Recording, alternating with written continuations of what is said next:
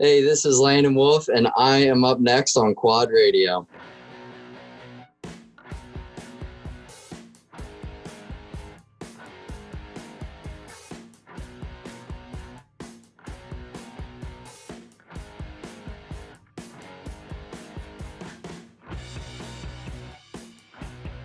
And welcome to Quad Radio Elite. And of course, our guest here today, none other than LW. And we're talking about Landon Wolfe, who has had a rather storied career, if you will. And as we say hello and welcome to LW out of Maryland, man, here we are, first of the year. And traditionally, I think we're used to hearing stories of Landon Wolfe being down south, training for the GNCC season, getting ready for the big things that are coming. But, man, there's been a little bit of a change and a switch in your lifestyle, it looks like, as we roll into the 2019 season, huh? Yeah, so back in the day, I mean, when I was younger, I don't know, 18 to 20 years old, 18 to 22 even, I spent a lot of time down south, went down to Borch's house with him and Johnny, Cole Richardson. I was down in like the Croom area with Jay Shadron, Walker Fowler, all of them. Did a lot of that, and that was in like my college A, XC2, beginning of XC1 years. I had a blast. I'll have those memories forever. We did so much stuff down there, just from training to hanging out to riding to having fun. And man, I tell you, those are some of the best months that I've ever got to experience. I don't know. I really enjoyed it. We had so much fun doing it and all. And but yeah, things have changed. I've gotten older. I work for my dad a lot more, tons more now. And, like everyone does, life changes, and, you gotta change what you do. And I just don't have the time. I don't have the time to go down throughout the winter. I mean, I may make a trip down, I don't know, for a long weekend or maybe a week, here and there, maybe twice. But yeah, I just don't have the time for it anymore. And there's a lot of other things that we stopped doing when I went down there. We've always been huge into snowmobiling, and once I was living in Florida all winter long, I might have rode snowmobiles once a winter, and I really miss that. I mean, that was like kind of what I grew up doing. That's what we all love to do. My dad loves it, and so I definitely missed out on that. And so, it's not all bad, being home. I'm making money being home. I was spending money being down there. And, but I get to stay home. I'm going skiing this weekend, with my fiance and her brother and her mom. So I'm excited about that. And next weekend, I think we might try and run down to Georgia to race. And then, the week after that, I think we might try and go snowmobiling. So, no, I mean, it's not all bad being home. So, yeah, it's hit or miss. It's good and bad. So I'm happy to be here, and happy to be being able to do it all. It's great that you got all those kind of opportunities, Landon, that you can afford that from everything that you've done, man. I mean, life has certainly been good to you, and you obviously work hard to get what you're trying to get. How's things been going, man, since we talked to you, I guess, since we last seen you during the GNCC season? Yeah, so things have been good. Ended the year on a little bit of a rough note. I mean, I love Ironman. That place was great, but I got tangled up with a lapper.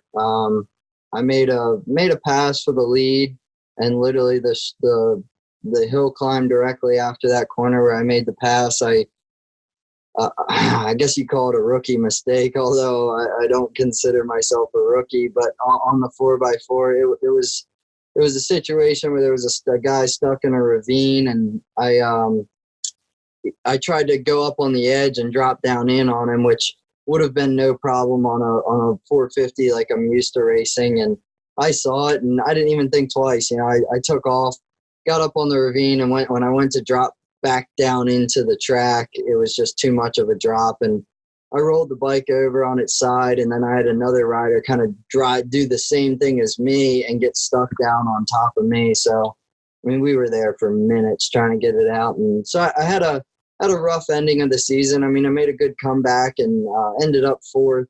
I actually made it into second, but got tangled up with another lapper there at the end, so I dropped back to fourth. But no, I had a good season, but since Ironman, we haven't really been doing much. Obviously working on sponsors, getting the crew back together, for 2019. I have a lot of the same sponsors that I've been with forever, a couple new ones, but, other than that, we just been working, going through the motions. We had Christmas here at my house. My sister had a little baby boy. His name is Liam. So that's kind of been the hit of the family here recently. So, and it's been great. I mean, he's awesome. I love having him around. So, and then other than that, I got my 2 new race bikes dropped off at GNCC Racing. They're torn down right now, getting ready to go for 2019. Like I said, I got a lot of the old sponsors, and I got a couple new ones on board as well. So it's exciting. Sounds like it, man. I mean, as much change as there is, it all sounds very positive, man. I mean, as far as all that's concerned, and that's something that I want to talk about here in just a few moments. But before that, I mean, there was a long road that led to you getting to that college A class, and you starting to go down south and hang out with those guys, and into the pro class, But before that, man, I mean, there was little LW that used to race GNCC youth racing, man. I mean, it's kind of like you've been racing since you were a little dude, right? I never did youth. No. You serious? You just always seemed, I guess it always seemed like you did youth, I guess. No, I never, I went through all the ranks, but like I said, I started off on a dirt bike, actually. As a kid, I rode dirt bikes, and my dad raced motocross, a long time ago. And we were into a lot of different kinds of racing when I was young. So, I raced a dirt bike at like 2 local races around, and I raced a junior dragster. We raced snowmobiles. We did a whole bunch, and then I broke my leg. I don't know, I was probably 13 maybe. I was 8th grade. So yeah, 12, 13 years old. Broke my leg, and I was itching to ride, and my dad actually got me a four-wheeler, because you can ride a four-wheeler before you can ride a dirt bike with a hurt knee, hurt leg anyway. And so I got on a four-wheeler and started racing some locals and started doing pretty good. And that was on a 250. And then actually Walker Fowler was selling his Raptor 250 that he used to race, and we ended up getting that. And I raced it at Steel Creek and Snowshoe my first year. Wow. What classes did you race your first year then? Because it seems like you've been around so long, Landon. I mean, I guess, I don't know, how long have you been racing? Because like I say, I mean, it seems like you've been around since you were a kid. So I think my first year, the first GNCC I ever raced, I believe it was 09 in what they call, I don't know what it was called then, but schoolboy class, schoolboy novice. Okay. So I was on the very last row. I think I had, I don't know this for a fact, but I think like Braden Henthorne was in there. A Cheyenne Shadron was in there, a bunch of those guys. I think that's where I get confused with it, because I remember you guys being all buddies and coming up, I guess, from that point on. And wow, so it's been about 10 years that you've been doing this then. That's pretty neat. Go ahead. Yeah, I think this will be my 10th year. So, so I started in 09. I went to college, or I guess they called it like Schoolboy C or something, in 2010. In 2011, went to College B, 2012, College A, 2013, XC2, and then 14, 15, 16, and 17, all in XC1. Wow, man, that is a pretty journey. Yeah, that was a journey, and that is a pretty storied career. And I apologize for putting you in those youth ranks, but I do. I mean, going back to that 250 class, I mean, you guys, that was. I have to say, those kids coming out of that youth class, you met up and got, I think, in a great group of kids, man, because the competition was good. The camaraderie between you guys were so strong. I think you probably built some lifelong friendships during that time. Yeah, I sure did. I mean, maybe not, I didn't really talk to too many people like my schoolboy years, but, you know, I grew up racing with, like, say, Bryson Neal, Braden Henthorn, the Shadrins, Josh Merritt, you know, all those guys. And, you know, even like, I raced in College A with a kid named Roman Brown. I don't know if you remember him, but oh, he's yeah. a fierce competitor. And, you know, it was great. And, you know, I still talk to him to this day. So, what's he doing now? What's Roman? I haven't What is seen him in Roman quite a doing while. now? He is a personal trainer and a DJ in Charlotte, North Carolina. Awesome. Yep. Good. And from what I can see, he's pretty damn good at it. So no, it's cool. Like you said, it's so cool that I got to grow up with those guys and race with those guys, and you know, it created lifelong friendships. I mean, I have, you know, everybody that I'm close with, most of them all came from GNCC. So it's crazy how that happens. Like, just out of nowhere, you meet a guy, you're fierce competitors, and you're good friends forever. That is, I love how the GNCC thing works. There's no doubt, and racing in general at the level at which we do it. I realize that, you know, it's great, and you know, we talk about the camaraderie a lot. What about in that XC1 Pro class, man? I mean, what was it like once you reached that level? I know you had a lot of good friends in that class. Was it was everybody as friendly whenever you got competitive with them?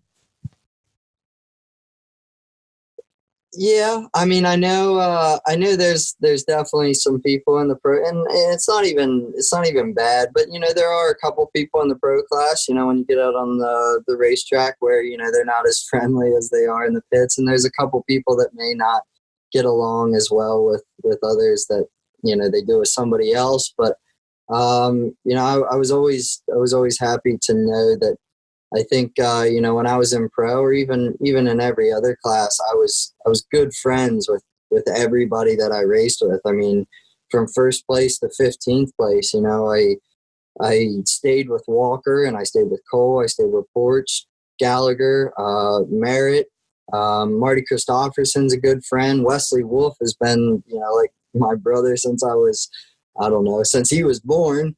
So you know, everybody in there, Bryson, Neal, and all of them, you know, we all had such good friendships. And I never really experienced it too much. I mean, yeah, I mean, get out on the racetrack, you know, there's hearts pounding, and everybody gets a little amped up here and there, and things might get out of hand. And but you know, I think most of it is just racing. I mean, me and Josh Merritt were close forever, and I remember, I think it was our first race in XC1. We started our XC1 career at the same time, and I think it was our first race. And in the second corner, he jabbed me so hard in the second corner, and I turned around. I'm like, Josh, like, you know, we just got in this class. We got to work together. And but you know, it wasn't intentional or anything like that. But that's just how racing goes. So no, I mean, I can't say I ever had any bad experiences with anybody. It was always good fun racing. That's awesome, man. And at the top of your game, I mean, there are only a handful of guys that can do what you were doing at the level you were doing it, and you were literally knocking on the door of being the best, if not a part of that best. Last year that you raced under the number, what was it, 7, if I'm not mistaken, and we'd seen you the last year I finished at number 6. You were 6th. Okay. So, I mean, there you go. I mean, you're right there. You're part of the elite as far as XC1, and you got to wonder what makes a man switch whenever it looks like everything he wants is just laying right out before him. Stick around. We'll ask Landon that and a lot more when we return here on Quad Radio Elite. Quad Radio is made possible in part by Root River Racing, supporters of amateur and professional racing on the local, regional, and national levels. And Root River Racing invites you to follow their Facebook page and the D6 Ultimate Quad Series Facebook page, where you can keep up to date with one of the nation's premier local championships. Impact Solutions is your U.S. factory-authorized Elka suspension headquarters. Located in Little Hocking, Ohio, call Impact Solutions today for service, parts, warranty, sales, and technical support. Call 740-989-2026. And be sure and like them on Facebook. Impact Solutions. So you ready for snowshoe this weekend, Brandon? Oh, yeah. Are you? That's cool. Stop, Billy. It's supposed to be pretty nasty this weekend up on Snowshoe Mountain. Stop it, Billy. I'm pretty pumped. Put the brakes on. DP brakes. Good enough to stop my ATV, his ATV, and hell, it'll even stop a Billy. 88 Live to Ride is a nonprofit organization whose mission is to advocate and support the protection, advocacy, and safety of riders involved in ATV racing events. 88 Live to Ride also provides on-track mobile medical assistance to the walking wounded at any ATV Motocross National Championship event. 88 Live to Ride, racing toward rider safety. B&R Motorsports Racing Engines and Suspension is a family-owned and operated business with over 15 years' experience working on motorcycles, ATVs, dirt bikes, side-by-sides, and snowmobiles. Striving to provide the best customer service, products, and prices around. Check out bnrmotorsports.com. The website has an extensive inventory of parts for the YFC 450RX, the Raptor 125, Can-Am, side-by-side, wheels and parts, and also shocks, shock parts, and springs, and more. That's bnrmotorsports.com. And welcome back to Quad Radio Elite. Our guest here this evening, Landon Wolfe, OLW, if you will, and of course, former XC1 Pro Class racer, also now a top GNCC 4x4 Pro Class racer in the ATV class as well, growing up through the GNCC ranks. We got a good bit of information about where we how we got to where we are, the road that we traveled here, Landon, and it's certainly been a rather enjoyable one, I'm sure, and it hasn't come without its potholes, I'm sure, as well. But with that, here we were talking before the break. Here you are, a part of the elite ATV racers in the world. I mean, you look at the way things go, you're up next, man. I mean, you're within the next 3 or 4 years, you're one of the guys that's going to be battling for wins on a consistent basis, if not before that. And then all of a sudden, things change. You make a big switch. We see you come to the Ironman, I believe it was in the last race at 2017, would have been Yes. your first debut on a 4x4 Pro machine, if I'm not mistaken. Yep, it was. So, like you said, I mean, I felt like I had a successful career in XC1. I loved it. We had a good team, we had a good setup, and that last year we didn't DNF one race, and we were just consistent, and we had good results. And yeah, I mean, I guess I was knocking on the door of those top guys, but at the same time, I don't, they're just on a little bit of a different level. There's top 4 or 5 guys. They do it as a living. They wake up in the morning. They eat the right food, and they go to the gym, or they go bike, and then they go ride, and then they go to the gym, and then and I'm not saying that I couldn't have done that, but it just wasn't really in my cards, and it's tough to compete against those guys that do that. And I'm certainly not knocking what they're doing at all. I mean, I think it's awesome, and it is a career, and it is their job. So they got to do what they got to do. And I enjoyed it. I loved it. But the last I guess my last year was 17.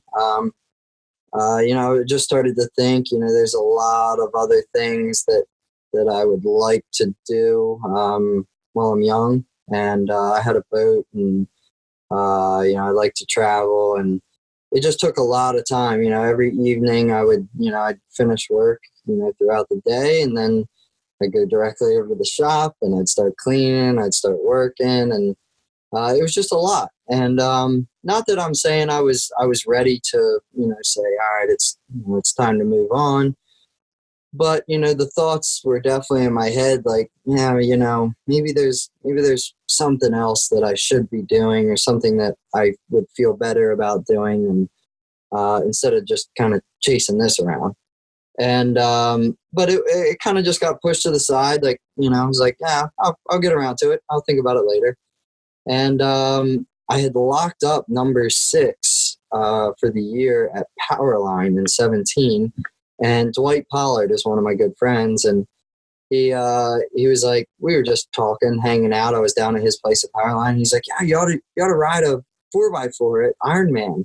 I'm like, yeah, right now I ain't doing that. Like, it was just kind of in conversation, and just blew it off. Like, never even thought about it, and was talking to my dad later on. And, we kind of got into that conversation that I said I would just think about later. And, I was spending a lot of money going racing and stuff. And, I told him what Dwight had said. And he's like, what do you have to lose? You've already locked up number 6 for the year, as long as your sponsors are okay with it.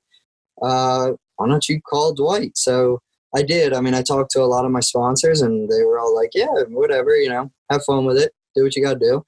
And I called Dwight, and him and Terry, they were just more than supportive about it. I mean, they were just like, yeah, ride my practice bike. Or actually, I don't even think it was, I think it was like his local bike or something like that. But he's like, yeah, ride it. See what you think. So I went to Ironman and rode it, and Kevin actually broke that day, but ended up winning, and I had a lot of fun on it. And so even after Ironman, I was like, I don't know. I just, it was fun, but, these things are expensive. They take a lot to clean and work on. And Can-Am ended up reaching out to me after there, because they were actually at Ironman that day. And I talked to them like the Tuesday after Ironman, and it was like, it was insane, because like within 2 weeks, like my whole program, my whole like racing, whatever you want to call it, got like turned around just like that. So, and it's been good. Can-Am, working with Can-Am's been a blessing, and it's I've had a lot of fun doing it. And we had a great year this year, and I'm excited for next year, for this upcoming year.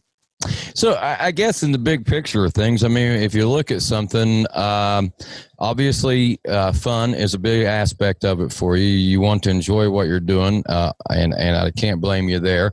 As far as being a part of that next step up and doing what those guys do, I guess it's hard to do that when there doesn't appear to be much reward at the end of that. I mean, unless you're a Walker Fowler that's got factory sponsorship, or a Chris Borch that's got multiple championships and people that are still there in support of him. And, I mean, you've got to be in certain positions to be able to continue to do this and pay for it at the level at which you need to compete at, and live a normal, happy, good life, the kind of lifestyle that you're used to and accustomed to. So I have to imagine getting that call from the factory just after one ride on a 4x4, you had to be thinking to yourself, man, what was I thinking? I should have been focusing on this maybe a little sooner in my career, because, I mean, you look back on it, I mean, you can't go back, obviously, but if you could have put that same effort into the 4x4 Pro class, what you could have done. And then looking forward,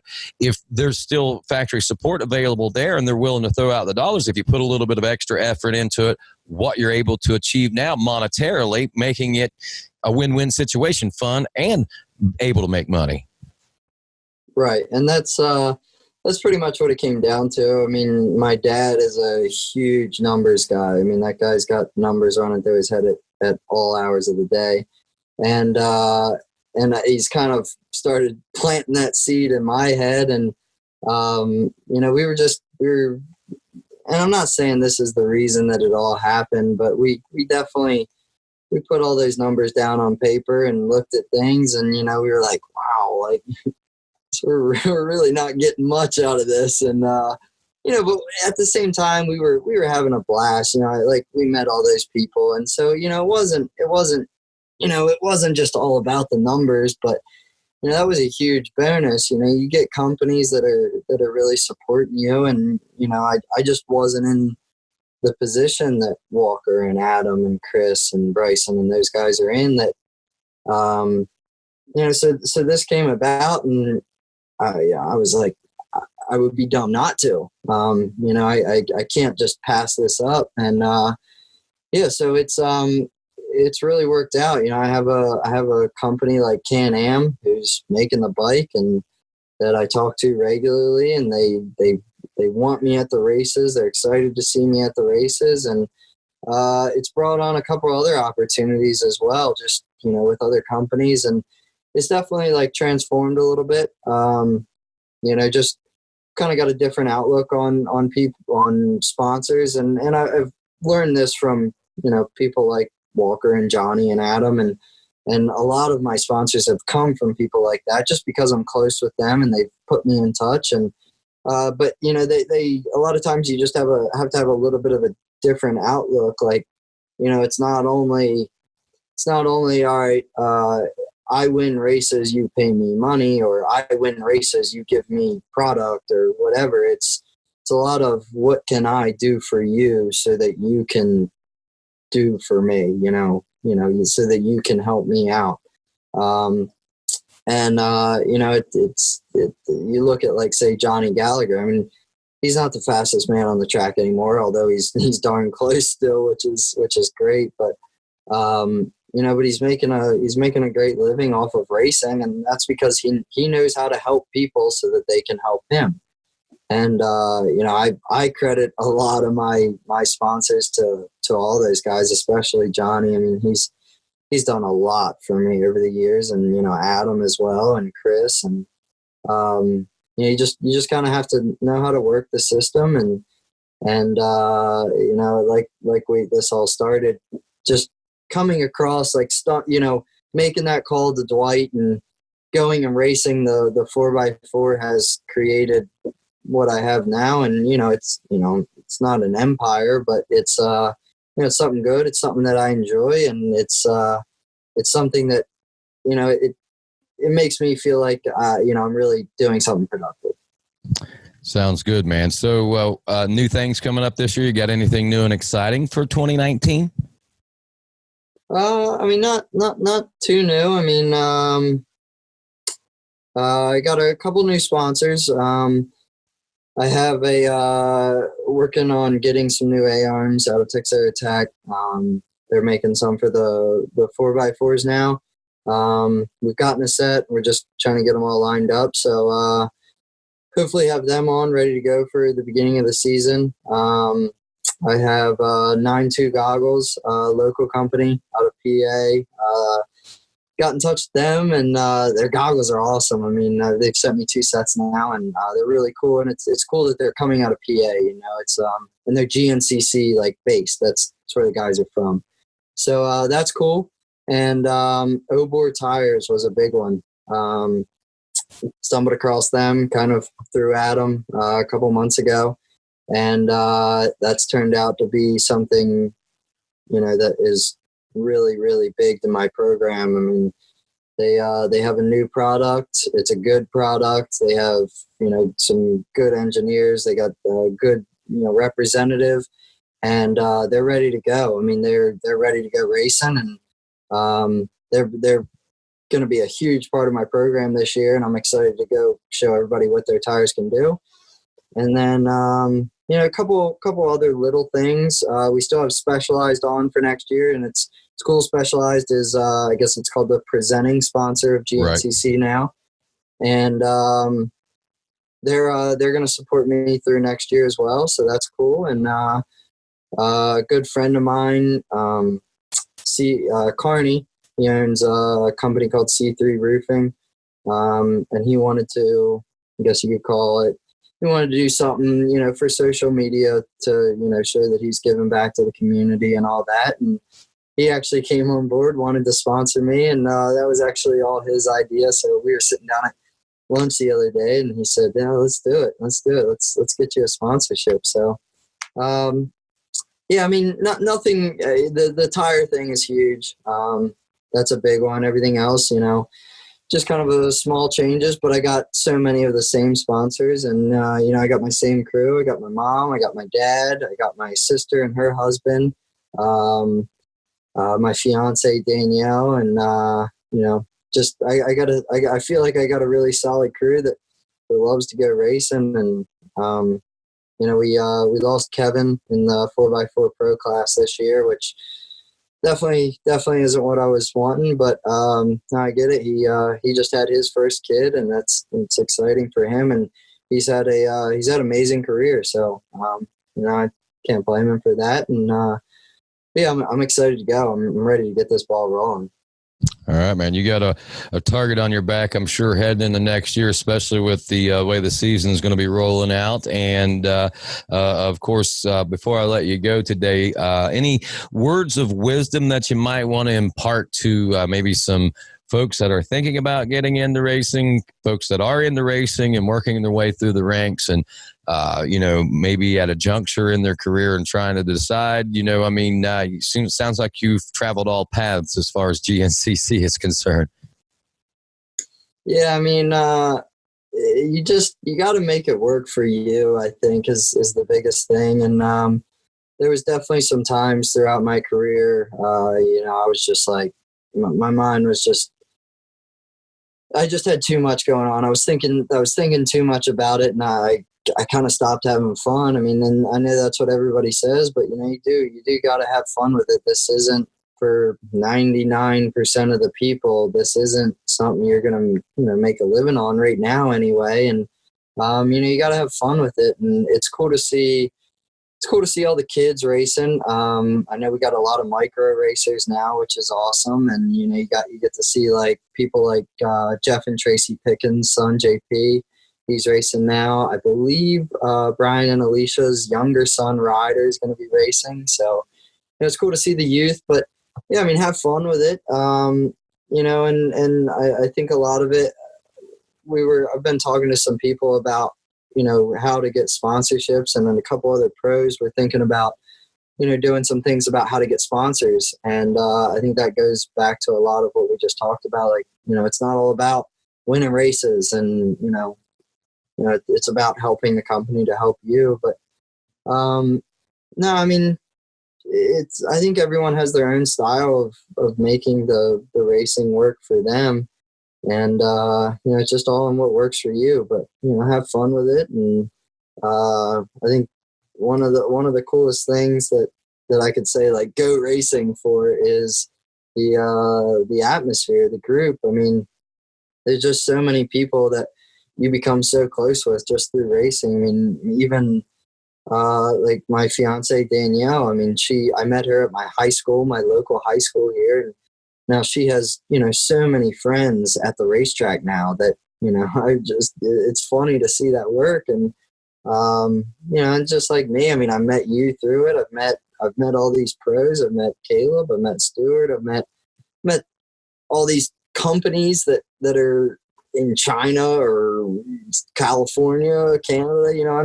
There's so many things you can take away from going to the racetrack and just talking and enjoying it. But that's why I love Fridays at the racetrack. Not much action going on, but man, you just get to walk around and talk to tons and tons of people, and hear everybody's story about how they're there, why they're there, and what they're there for. So it's just have fun, enjoy it, make it your own. Keep it real, my friend. Sounds like that's exactly what you're doing. Thank you for your time today. I appreciate the time that you're taking away from work and your busy training schedule, it looks like. But enjoy your skiing weekend and your snowmobiling and all the great things that you've got to do. And we'll see you at Big Buck come February, my friend. Absolutely. We'll see you there, guys. All righty. That's Landon Wolfe. I'm Rodney Tomlin, and this is Quad Radio Elite.